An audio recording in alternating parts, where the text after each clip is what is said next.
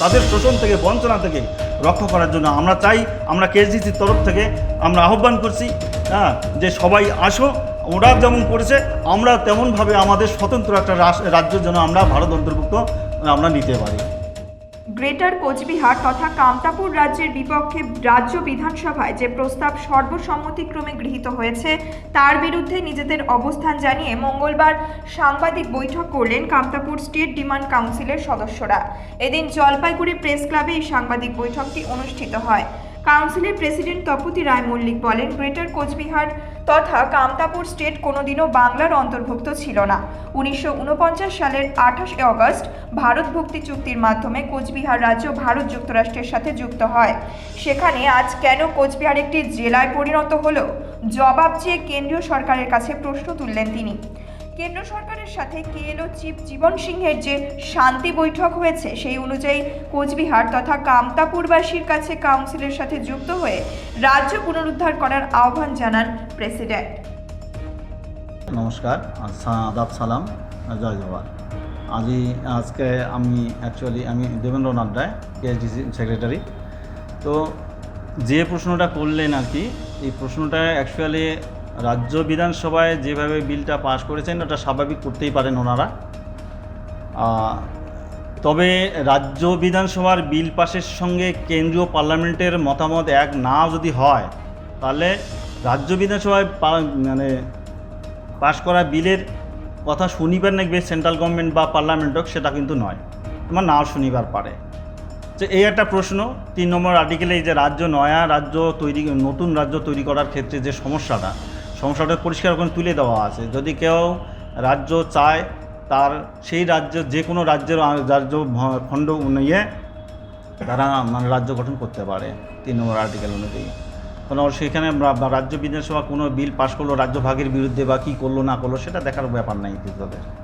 আমরা চাই আর কি, অ্যাকচুয়ালি এইটা সেন্ট্রাল গভর্নমেন্ট আমাদের যে ঐতিহাসিক কামতাপুর বা কুচবিহার আছে, এই ভূখণ্ডের মধ্যে যারা আদিকাল থেকে বাঙালি, আদিবাসী, নেপালি বসবাস করছে এবং আমার যে সম্প্রদায়গুলো আছে কামতাপুরের, আরও অন্যান্য ভিন্ন আমাদের অনেকগুলো সম্প্রদায় আছে, সবাই মিলেমিশে আমরা চাই দক্ষিণবঙ্গ যেমন নিজেদের অস্তিত্বকে রক্ষা করার জন্য বিধানসভায় কি বিজেপি, কি তৃণমূল, কি সিপিএম, কি কংগ্রেস ঐক্যবদ্ধ হয়েছে, আমরা চাই যে উত্তরবঙ্গে অর্থাৎ কামতাপুরের যে ঐতিহাসিক কামতাপুর বা কুচবিহারের যে অঙ্গটা উত্তরখণ্ড হিসেবে, উত্তরবঙ্গ হিসেবে পরিচিত, সেই জায়গায় এখানকার যতগুলো আমাদের বাঙালি, নেপালি, আদিবাসী এবং কামতাপুর জনজাতি যত সম্প্রদায় আছে, আমরা ঐক্যবদ্ধভাবে আমাদের সেই ভূখণ্ডটাকে আমরা আমাদের স্বার্থে আমাদের ভবিষ্যৎ প্রজন্মকে সঠিকভাবে তাদের হাত থেকে রক্ষা করার জন্য, তাদের শোষণ থেকে বঞ্চনা থেকে রক্ষা করার জন্য আমরা চাই,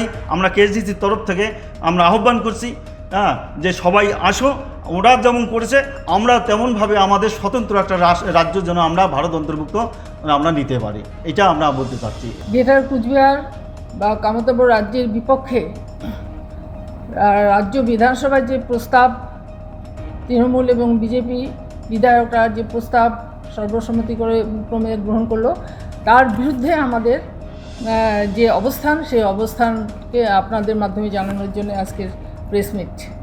আমাদের গ্রেটার কুচবিহার বা কামতাপুর স্টেট কোনোদিনও বাংলার অংশ ছিল না। আমরা যখন মহারাজ এখানে উপেন্দ্রনারায়ণ কামতা রাজ্যের রাজা, তখন নবাব সিরাজউদ্দৌলা কিন্তু বাংলার শেষ স্বাধীন রাজা।